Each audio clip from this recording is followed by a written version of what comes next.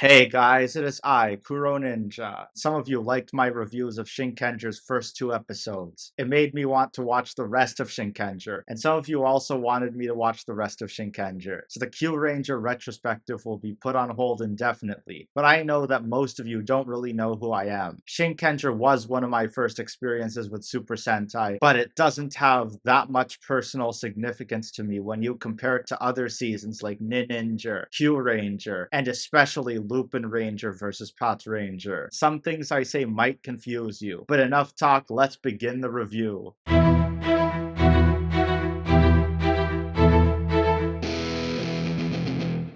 In this episode, Chiaki is tired of training as a samurai and goes out to hang out with his friends. But then they're attacked by a monster, and Chiaki's cockiness almost gets him defeated. Chiaki then learns about teamwork and works with Takeru to defeat the monster, then rejoins the Shinkengers with the goal of one day becoming stronger than Takeru. Now, a lot of you might know that I tend to like the rebellious, chaotic, good kind of characters, so you'll probably think that Chiaki Tani, Shinken Green, is my favorite Shinkenger. But that's where you're wrong. My first encounter with Chiaki was in 2020 when he joined forces with Anti-Kuroninja and his alliance called Emerald Club. This was back when Anti-Kuroninja was still evil, by the way. Now, why would Chiaki join forces with Anti-Kuroninja? Well, if you don't know why, you'll have to keep watching to find out.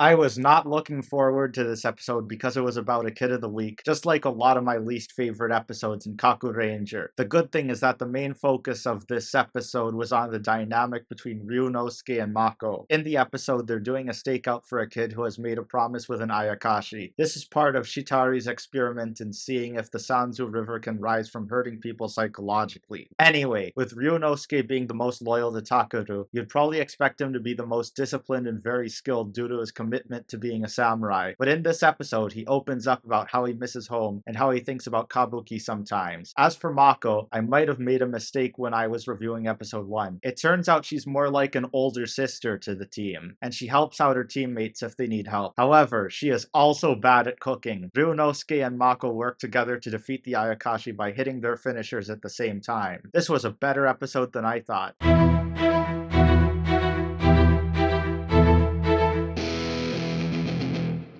In episode 5, the Shinkengers go to an amusement park after getting the day off, but Takeru stays behind because he's trying to harness the power of the Kabuto disc, which requires more Mojikara than he has now. Then an Ayakashi attacks, but he's immune to sword attacks, so the Shinkengers have a hard time fighting him. Fortunately, Takeru manages to master the Kabuto disc and defeat the Ayakashi. During the second fight, the Shinkengers reveal the true power of the Kabuto disc, which lets them summon the Kabuto origami. Even though this episode is focused on the Red Ranger, it's still a good episode because it introduces a new artifact and reveals that the Shiba clan used to have more origami on their side, but they have been lost over time. The Shinkengers still don't know much about Takeru, but this episode hints of a hidden soft side that only Hikoma knows about. I think this could be why Takeru keeps his distance from the rest of the Shinkengers. They are his retainers, and he has this image as the head of the Shiba clan. I'm sure the other Shinkengers will learn about this side of Takeru eventually, especially Ryunosuke.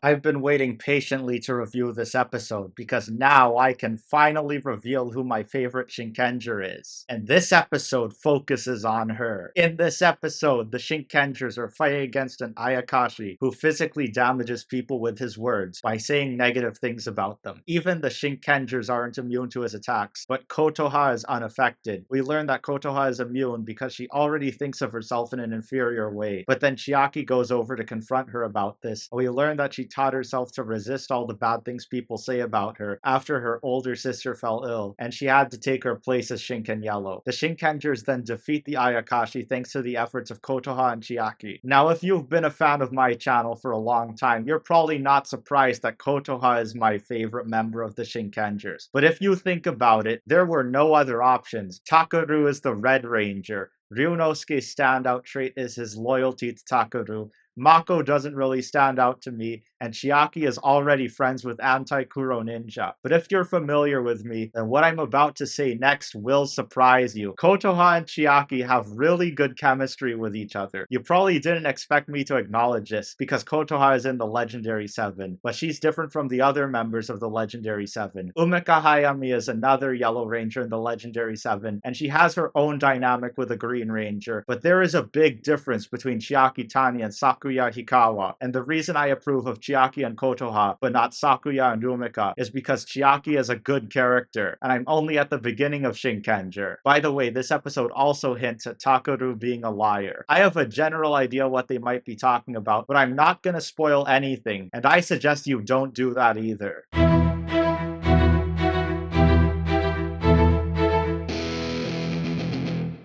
In this episode, Ryunosuke is tasked with catching the Kajiki origami after it was sighted by the beach. At the same time, the Shinkengers are fighting an Ayakashi with toxic breath, and the only cure is the power of the Kajiki origami. Fortunately, Ryunosuke is able to catch it in time, and together, the Shinkengers defeat the Ayakashi. Now, one problem I had about Ryunosuke's character was that he didn't have any standout personality traits other than his loyalty to Takeru. This episode tries to show that he's not just blindly following him out of his family's obligation, but his duty is also to protect people from the Gedoshu. At least that's what I think this episode is about. There's also this new mysterious villain who briefly appears near the end.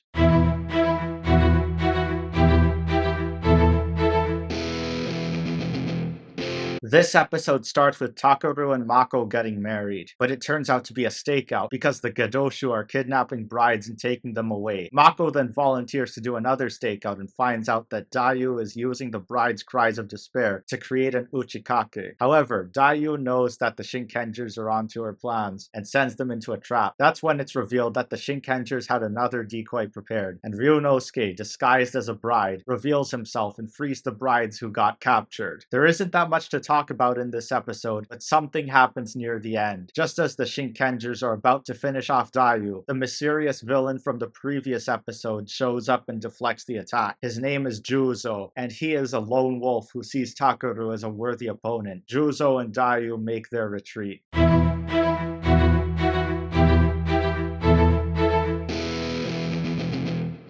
The basic plot of this episode is that Ryunosuke is the most skilled when sparring against Takeru, but Takeru would win against him in a real battle. An Ayakashi appears to have taken control of the Tora origami, which had sunk into the ground after Dokoku was sealed away. The Ayakashi uses his powers to control Ryunosuke and make him fight Takeru. However, Takeru manages to win the fight and use Mojikara to remove the Ayakashi's effect on him. He then does the same with the Tora origami and uses it to defeat the Ayakashi. Now, one thing I like about Shinkenger is that so far it didn't feel like Takeru was stealing most of the spotlight. It helps that he has this cold, distant demeanor, so most of the focus is on the other members of the team and it helps out to get to know them better. Except Mako, whose character is still uninteresting to me, but this episode shows signs of Takeru warming up to his retainers. Another thing that happens is that Juzo is starting to make his move. Dokoku doesn't really care about fighting Takeru directly, he just wants the Sanzu River to flood the world. However, it seems like Juzo is doing his own thing, but he's waiting patiently.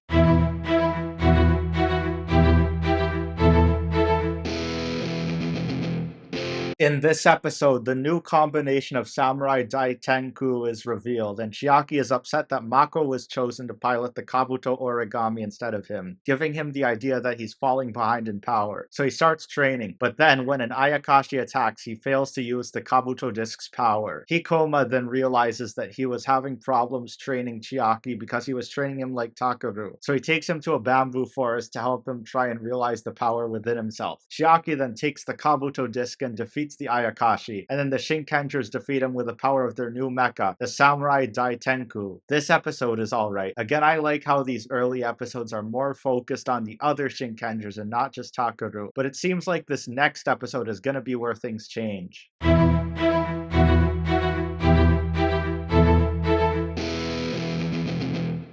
Episode 11 starts with Dokoku remembering what Juzo told him in episode 9 and going into a rage. This rage awakens an army of Nanashi who are targeting Shinken Red. Then the Shinkengers hear Dokoku's voice through the cracks. It's revealed that there is a symbol that can be used to seal Dokoku, but the only ones who can use it are the Shiba clan. The last head of the Shiba clan used it on Dokoku, but it was incomplete, and Takeru hasn't mastered the symbol either. I wonder if there's a reason for that. Anyway, Shitari decides to try and take down Shinken Red before he can learn how to seal Dokoku, so he summons the most feared Ayakashi in the area. They set a trap for the other Shinkengers, and then the Ayakashi defeats Takeru with his own swordsmanship. The Ayakashi also defeats Ryunosuke and Kotoha, but before he can defeat Chiaki and Mako, Juzo Fua shows up and takes down everyone, leading into a three-way standoff with Takeru and the Ayakashi. But then the Ayakashi retreats after drying up, leaving Takeru and Juzo to face each other. Juzo spares Takeru though, because he wants to fight him when he's fully ready. The episode ends with the Shinkengers back in their base, but Takeru is nowhere to be found. I've already mentioned this before, but if Takeru wasn't the Red Ranger, he would definitely be my favorite Shinkenger. This was how I thought of him back when I just started with episode 1, and my opinion hasn't really changed that much. Juzo is also an interesting character with good motivations and a cool look. Another thing I want to mention is how one complaint I've heard is that most Sentai villains just sit on their throne and send their minions to attack the Sentai Rangers instead of fighting them directly. But the fact that the Ayakashi dry up if they're away from the Sanzu River for a long time, and the reveal that Dokuku was taken down with a sealing spell is a good explanation for why the Gadoshu can't just do that. Let's see what happens in the next episode.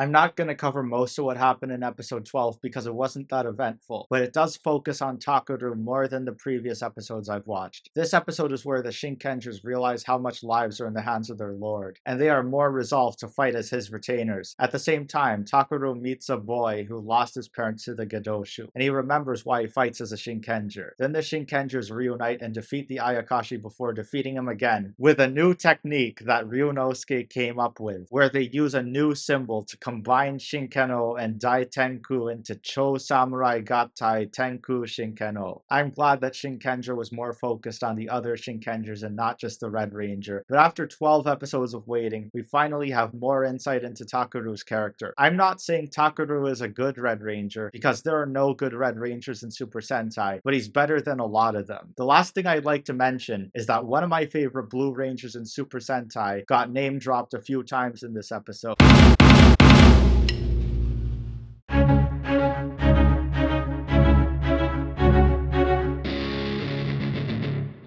What, you think this video's over? Kuroninja may be the host of this channel, but I'm the producer and I decide when the video's over. And by the way, there are a lot of people who are new to this channel and they think me and Kuroninja are the same. I'm not the Kuroninja of Earth 1. I'm Hibiki no Oja, the Kuroninja of Earth 0. This is my avatar and I'm the voice behind everything. But the Kuroninja you're familiar with is a different person. And since Shinkenger is my introduction to Sentai, I thought I'd have this brief intermission before we end the video. Now, some of you know from the Shinkenger episode 2 review, Power Ranger Samurai was my first Power Ranger season, and Shinkenger was my first Sentai season. There are a lot of good Red Rangers in Super Sentai, but Takeru is one of my favorites. Looking back at these episodes of Shinkenger reminded me of how cool Takeru was when I first got into Super Sentai. Another thing I want to talk about is how Kotoha ended up in the Legendary 7. The Kuroninja series began in 2016, but Kotoha and Kuroninja only met each other in 2019, which was supposed to be 10 years after the events of Samurai Sentai Shinkenger. I should have known that with Tori Matsuzaka being too popular, there would never be a Shinkenger 10 years after special. Also, the only reason why it happened was because I just randomly thought of Suzuka Morita at the start of 2019, but that was probably a sign of what was to come. You see, the spring of 2019 is the beginning of an epic tale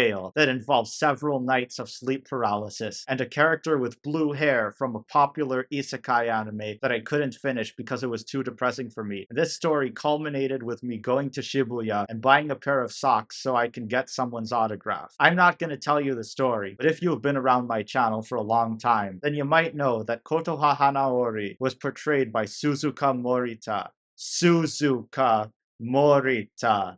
I'm talking about. Anyway, That is all for this video. If you enjoyed, make sure to like, comment, and subscribe. And remember, I have nothing to do with Shiro Ninja.